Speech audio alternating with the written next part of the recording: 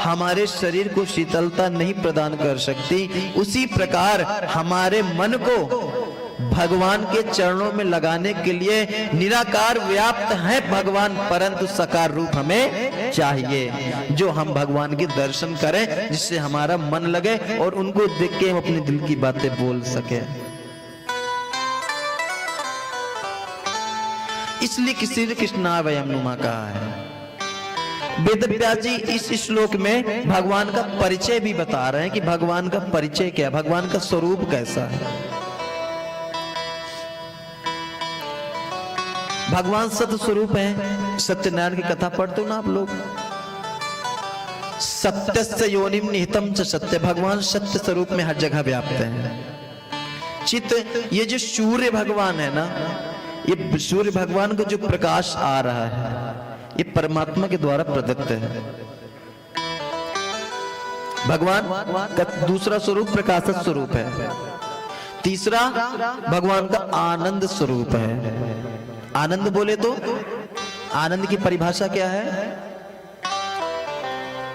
भूख लगी है, अच्छे अच्छे बढ़िया पकवान खा लिए और बोले आनंद आ गया, वही आनंद है क्या?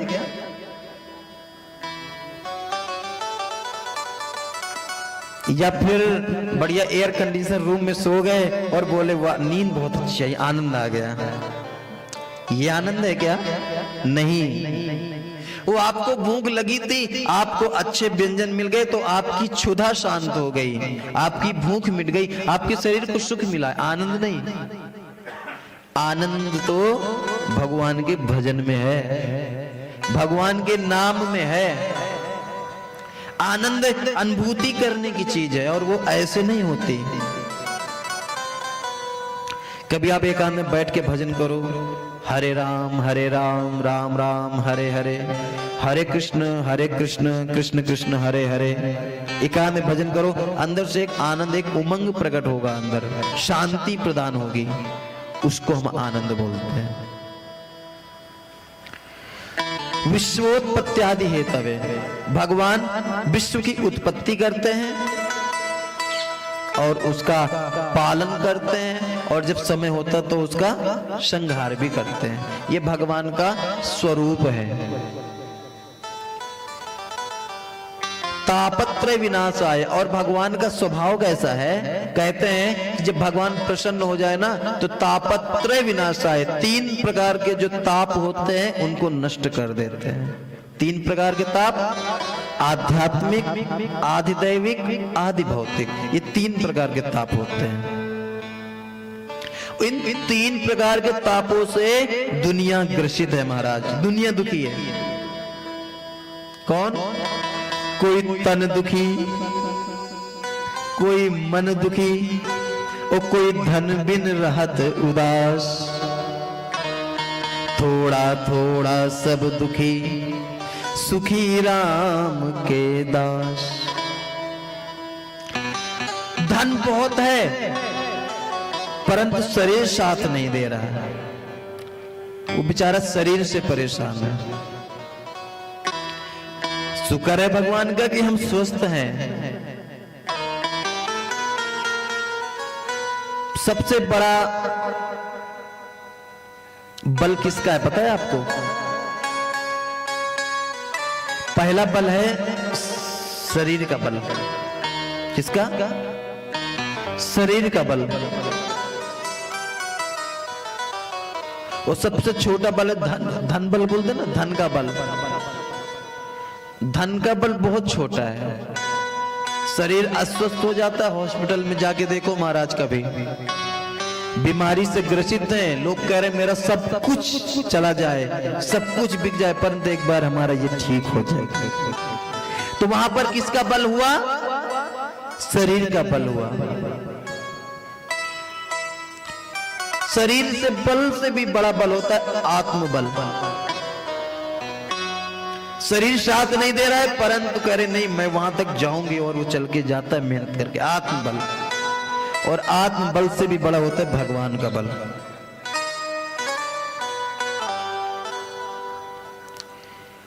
इसलिए तीनों तापों को नष्ट करने वाले भगवान श्री कृष्ण को हम सब प्रणाम करते हैं। महात्म्य की कथा चल रही है।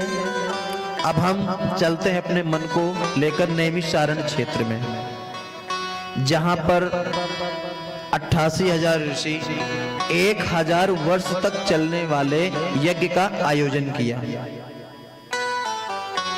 आपने जितनी भी कथाएं सुनी होंगी उसमें सिर्फ एक ही चीज सुना होगा कि शौनक जी ने सूत जी से पूछा, शौनक जी ने सूत जी से पूछा। कितने भी पुराण सुन लो आप, उसमें यही आएगा।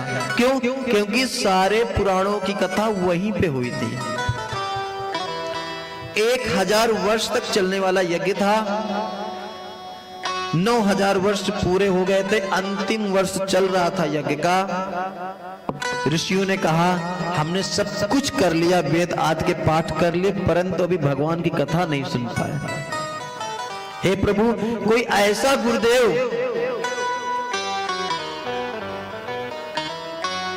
हमें प्राप्त हो जाए जो हमें अज्ञान रूपी अंधकार से दूर करके हमें कथा का श्रवण कराए।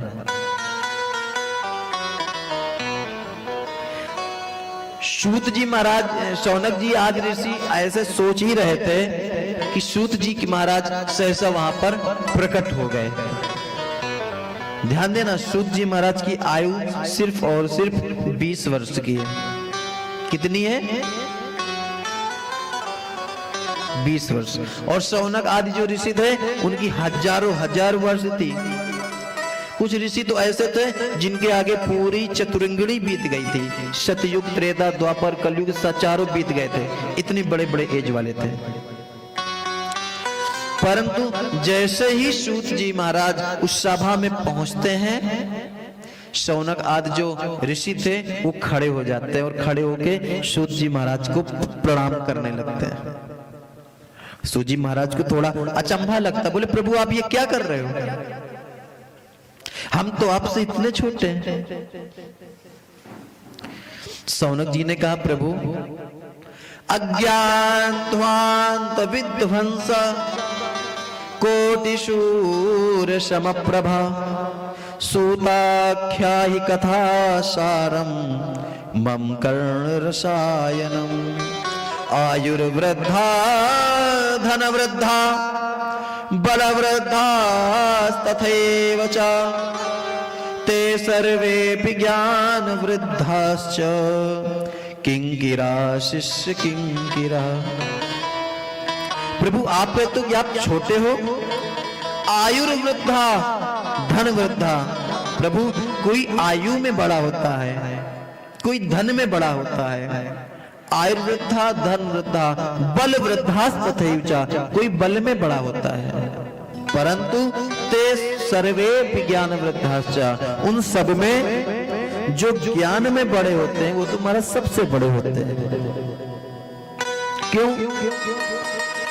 क्योंकि भगवान सूर्य में उदय होते हैं तो संसार रूपी अंधकार दूर हो सकता है।